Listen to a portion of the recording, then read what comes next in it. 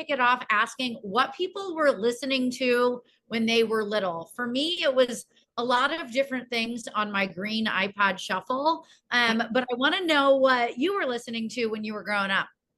Oh my God, the iPod shuffles. That's hilarious. You just brought back so many memories. Or And the it was great. Discman on the long road trip and you had to bring all your CDs with. Yeah. And it had like the anti-skip or Yep. whatever. Yep. Amazing. Yeah, I mean, I grew up in South Texas, so my dad loved country music. So, but I would also listen to so many different things. It would be Nora Jones, or it would be George Jones, or Willie Nelson, Johnny Cash, and it was just like a smorgasbord of different music, which I loved because it really, gave me a chance to just dive into so many different aspects of music. It was never a quiet house. We always had music playing, or I was like singing or doing something. I love it. Yeah, that sounds like us. We always giggle that, like, in our hallway upstairs with the bedroom, my mom would be playing Fleetwood Mac, my sister would be playing like screamo, and then I would Oh, have Reba McEntire. So it would be like a very like different vibe. So, yeah. but for a lot of people that don't know your story, you seemed like you have lived a million lives before music. So before we kind of dive into your music and your process and your project, can you kind of give some fans some insight into those million lives before you landed in Nashville? Yeah, absolutely. It's been a crazy ride, and like you said, people are always like, Whitney, you've lived 9 lives. And Yeah. it does feel that way, but also it feels like a different lifetime that I've lived for some reason. Like it's almost like a dream, you know what I Yeah. mean? But yeah, I grew up in Texas and I was really big into athletics and sports, and I wanted to compete in anything and everything. I basically did anything that my brothers would do. I'm like, yeah, okay, you want to go play football? I'm going to play football. That type of thing. And then a good friend of mine was like, hey, you should compete in Miss Texas. And I thought that was an insane idea. I was like, absolutely not. I'm not going to do that. No, because I was at the time a professional wake surfer. So I was competing in wake surfing. I was on the lake all the time. Pageants did not make sense with that, right? But I felt like, as cliche as it sounds, I felt like if I didn't do it, I would regret it. So I was like, all right, let's do this. The next week, it was like the following weekend, I borrowed dress, shoes, heels, anything and everything I could possibly borrow, filling out my bio sheet on the way to the pageant, and was like, I'm just going to go in there and be myself. And if it works, great. If it doesn't, that's fine. I'd rather lose being myself than win trying to be somebody else. And I won, which is wild. And I won Miss United States after that. And then really wanted to challenge myself and also challenge what people thought pageant winners would be or what they should do. And so I went into fighting from there and figured I would go get punched in the face to see how that went. And that was the scariest but most exciting thing I've ever done.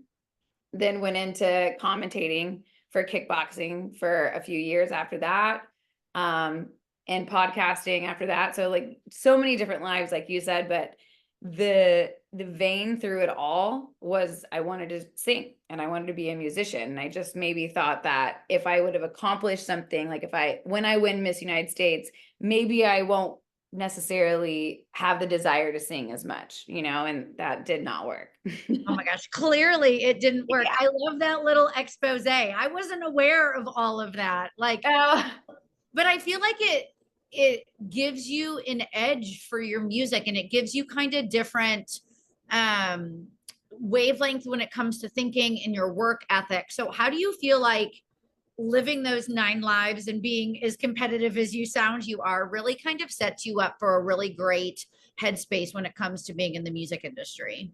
It really does. I mean, the music industry is tough. You're going to hear no all the time. People are going to judge you based on your looks or how old you are or the type of music you're making or your voice, or they're just going to like kind of rip you apart a little bit.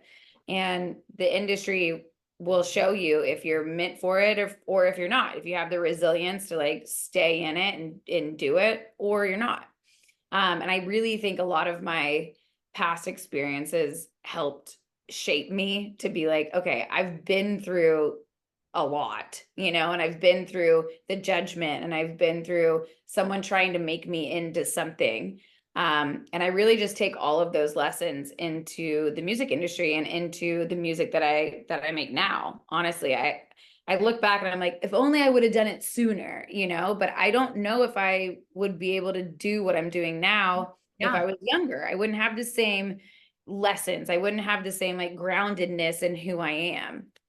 No, I totally agree with that. But I want to go back to what you said about like through everything, through wakeboarding and wanting to beat your brothers in football and Yeah. throwing on shoes and jumping on stage. There was this musical vein that kind of went through everything. So clearly, music was always something that you like were wanting to do, but was like, well, I'll do it after this or I'll do it after that, which wow, I can relate to like so wholeheartedly. Really? But when was that moment when you finally or somebody else maybe push you? You're like, you know what? It's time. I'm gonna do music. I'm in the right headspace. Like, let's F and go.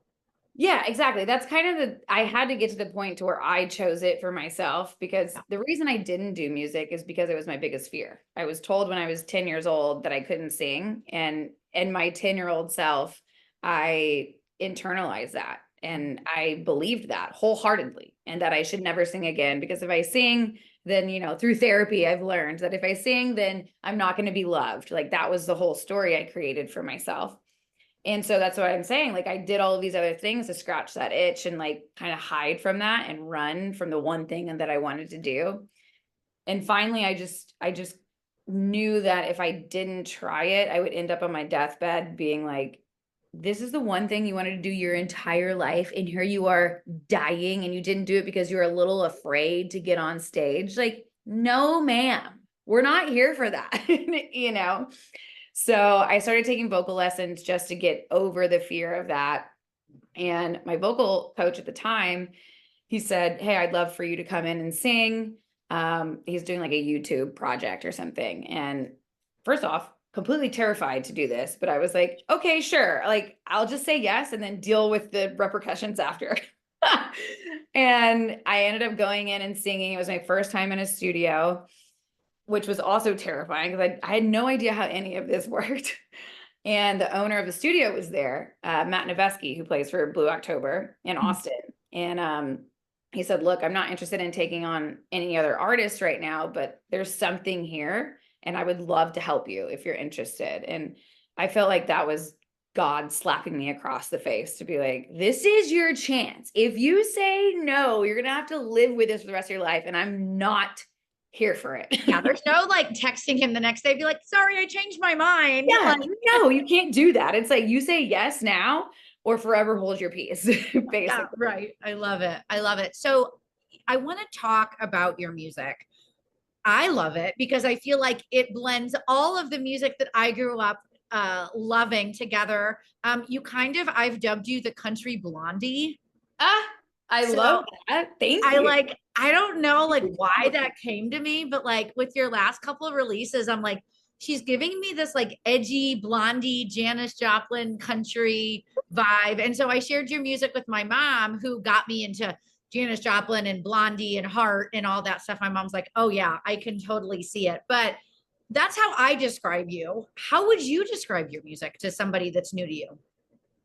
Yeah, it's its own thing. That's the Yeah. thing, is like when I started doing these new releases, I really wanted to make a country rock album that I couldn't point to another artist that was doing the same thing. So it was really hard for me to even know how to make it or how to use the language to put the puzzle pieces together. Yeah. But I knew what I liked. I could hear something and be like, ooh, I love that. I grew up on Janis Joplin, on Susan Tedeschi, like all of them. And so I just kind of like used that to as as like my inspiration, basically. Yeah. Yeah. Um, I love it. Thank you. Yeah, it's been really great. It's been a challenge because sometimes I'm thinking like, oh, well, maybe it's better just to stay in your lane, and like do the normal country thing. But I'm like, screw it. That's not what I I know. it's not what I I want love to it. do But I anyway. wanna I wanna talk about the creative process. What was the most, I guess, challenging? I guess you kind of touched on the challenging part, but I guess what was your favorite part of the creative experience, you know, with your self-titled EP? Was there like a moment or a couple of moments that you just like will really hold on to? Yeah, I think just being able to find the sound that I really loved was huge. It was like, oh, we're doing it. I found it. This is exactly what I want to sound like. This is what I want to be saying. And I didn't allow myself to doubt what I was doing so much and just like let it rip. Like, don't worry what anyone else is doing. Don't worry what your doubts are saying to you. Just like make the music that you want to make. And hopefully it'll resonate. But at the end of the day, if it doesn't, you're already doing the one thing you've always wanted to do. So just go for it. Yeah, I love it. I want to talk about maybe some challenges though. Was there a song that maybe you kept on going back to, or it was one that was just really kind of hard to figure out? Yes. Yeah, I love how you're like instantly like, yes, there is one. Ugh, girl, there Yeah. is one. Um, the funny thing is it didn't make the EP, but Okay. it was originally supposed to be on the EP. And so the whole process of the EP, I had it finished in January, but I couldn't put my like 100% WHIT stamp on it. There was just something that I wanted to change. It wasn't quite what I wanted. And I made a vow to myself to not put out music that I wasn't like 100% behind because it's not authentic to me, you know? And I just really wanted to make sure that I could wholeheartedly stand behind it and be pumped on it, basically. So the EP was done in January. I basically stripped it all back, recut all vocals, remixed the entire project. And now here we are in, August, September, releasing the EP. So the EP itself was a challenge because I had to trust that what I was feeling was valid and I wasn't just being crazy and I shouldn't just put something out because it's completed. I really wanted to make sure it was something that I felt super proud of. So there was that. And then there was this one song called Dead End Road that was supposed to make the EP. And it's a song about death, it's a song about all of us are ending up at one spot. There is no escaping that. And it's how are you going to spend that time? What does your road look like? Who are you with? How do you feel? What are you doing? What's coming up for you on this path? Yeah. And I actually performed last night. I had a big showcase here in Nashville, and we did an acoustic performance of that. And there was maybe like 6 or 7 people in the crowd crying. And it's just like, it's one of those songs that really sticks with you. So that one, I was just in the studio over the weekend cutting drums, and we're making it happen. We're tracking everything. It's going to be released, hopefully, if not by the holidays, right afterwards. I love it. I love it. I love that this like segues right into my next question. What has Perfect. been your favorite part about fans' reaction? I know when we posted your music on All Country News, it got so much traction. I was like, oh my God. I am so glad everybody else loves this. There was so much love and positivity on that post that made me smile. And I know it made you smile, Sure but did. but besides that, like what has been your favorite part about seeing people react to something that you were once so scared of? I think people get afraid to say that they want people to love their art, and it's like, oh no, I do it for myself. But honestly, I'm not gonna lie, honey. Like, I want people to like what I'm doing, and I want them to enjoy it and have a good time, and I want them to post it and talk about it and listen to it all the time. I'm not afraid to admit that.